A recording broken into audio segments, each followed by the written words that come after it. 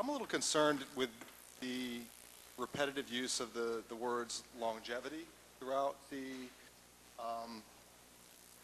entire document, and I was hoping maybe corporate counsel could bring some clarity to this for me.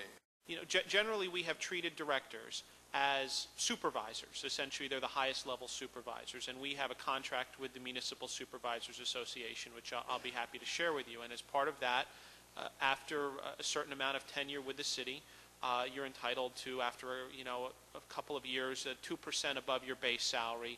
If you've been here for a whole career, it could be up to, I think, around 16 or 18% of your base salary, and I believe that's what our maximum is right now. They would be treated as any other supervisor. So yes, if they had tenure with the city in some other capacity, they might well be entitled to longevity for the amount of time of their service.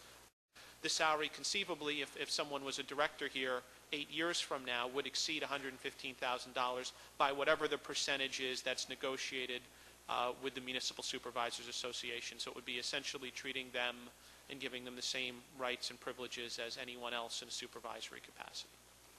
Well, then I do have to state that I'm concerned about that, and I don't agree with that. We need to have more fiscal responsibility. I believe one of my council colleagues earlier today mentioned that municipalities are sort of the next up on the block in showing this sort of restraint.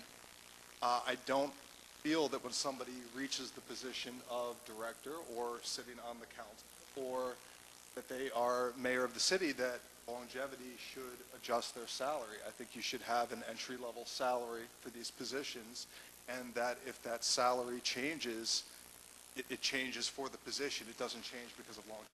Councilman Russo, so would you? No, I would not remove that, because this is a big union issue, and we're not going to tackle it right now.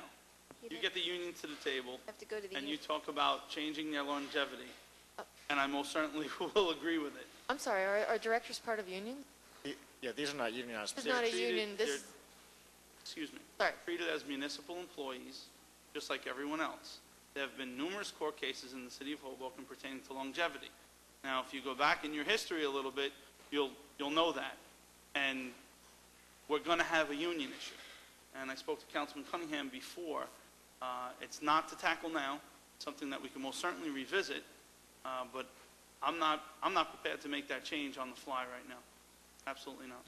You can't just take longevity and erase it out. This Well, is no, in contracts. It's a negotiated issue. But maybe you could enlighten me. Aren't they, is it one union for everybody, or when you achieve the position of director, you've left one union and basically joined Supervisors another? union. And in the supervisors union, you have the same language in that contract. I have a question for Corporation Counsel.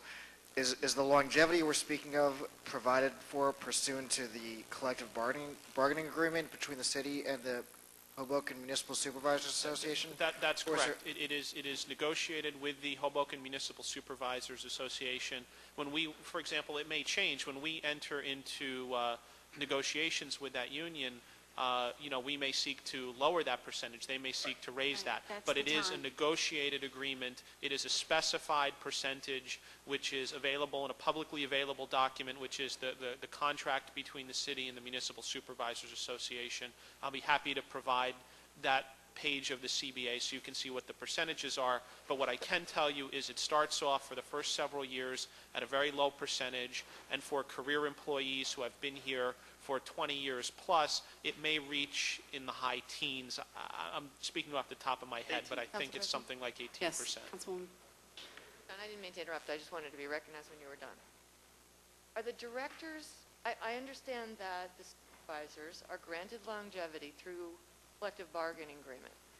Are the directors granted longevity through that collective bargaining agreement? The directors are not recognized as members of the Municipal Supervisors Association. They are not officially part of it. It has been the long-standing, for lack of a better term, the past practice of the city to give directors equivalent benefits as any other person in a supervisory capacity. But no, I mean, they would not have the right to grieve like a union member would. I mean, they clearly are not members of the supervisors union. That's why we have to do it through this ordinance. I mean, Right, that's this- why the law requires this to take place. Taking longevity out of this ordinance has nothing to do with union negotiations. The only issue I can possibly raise is some sort of issue involving, past practice, which is, that the city has been doing this for such a long period of time that there's an expectation that it would continue. That's a potential legal issue, but I don't know where that would come out. I can't say for sure.